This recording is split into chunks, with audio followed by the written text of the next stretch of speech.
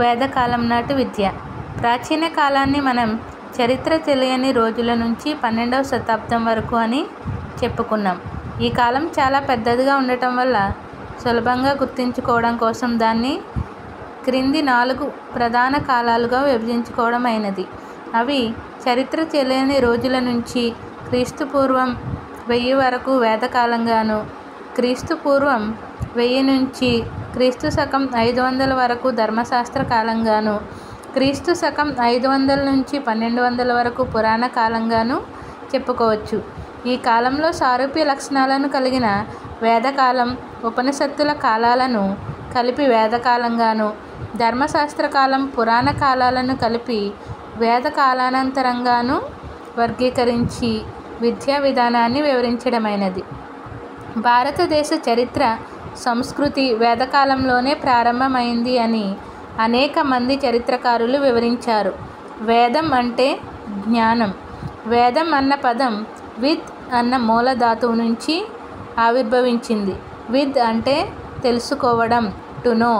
ఇది గతం నుంచి వస్తున్న పవిత్ర అత్యున్నత జ్ఞానాన్ని తెలుసుకోవడాన్ని సూచిస్తుంది. వేద అన్న పదం ఆధ్యాత్మికతను సూచిస్తుంది. వేదాల గురించి తెలుసుకోవడమే ప్రాచీన హిందూ విద్యా విధాన లక్షణంగా ఉండేది. భారతదేశంలో మానవత్వం విస్తరించిన తరువాత మొట్టమొదటి గ్రంథం ఋగ్వేదం. క్రమంగా సామ, యజుర్, అథర్వణ వేదాలు అనే 4 వేదాలు ఆవిర్భవించాయి. భారతదేశంలో వేదకాలం నుంచి విద్య ప్రధాన లక్ష్యం మానవ జీవితంపై ప్రభావం చూపే అంశాలపై కాంతిని ప్రసరింపచేసి మార్గదర్శకత్వం వహించడం. విద్య ఆధ్యాత్మిక విషయంలో మోక్షాన్ని, భౌతిక విషయంలో సంపన్నతను కలిగిస్తుంది. విద్య లేకుండా ఏ వ్యక్తి క్రమ పద్ధతిలో అభివృద్ధి చెందడని భావించారు. విద్య యొక్క ఆశయం చిత్తవృత్తి నిరోధం, అంటే బుద్ధిని క్రమబద్ధీకరించేదిగా ఉండాలి.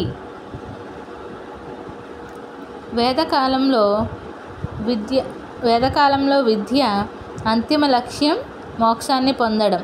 సమాజాన్ని 4 వర్ణాలుగా విభజించారు. 1 బ్రాహ్మణ, 2 క్షత్రియ, 3 వైశ్య, 4 శూద్రులు. వారి వృత్తులను అనుసరించి వారి జీవన విధానానికి ఉపయోగపడేదిగా విద్యాబోధన జరిగింది. బ్రాహ్మణులకు యజ్ఞ యాగాది క్రియలు, కర్మజ్ఞానం, బ్రహ్మజ్ఞానం బోధించేవారు.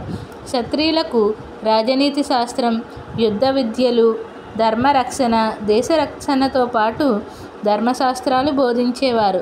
వైశ్యులకు వాణిజ్యం, గణితం, భూగోళం, వ్యవసాయం బోధించేవారు. శూద్రులు చేతివృత్తులు చేస్తూ సమాజానికి అవసరమైన వస్తువులను తయారు చేసేవారు. ఆ కాలంలో ప్రతి వ్యక్తి తన జీవితాన్ని 4 ప్రధాన దశలుగా గడిపేవాడు. అందులో మొదటిది బ్రహ్మచర్యాశ్రమం, స్టూడెంట్ లైఫ్, గృహస్థాశ్రమం, మ్యారీడ్ లైఫ్, వానప్రస్థాశ్రమం, రిటైర్డ్ లైఫ్, సన్యాసాశ్రమం, సెయింట్ లైఫ్. ఈ 4 ఆశ్రమాలలో 4 పురుషార్థాలను సాధించాలి.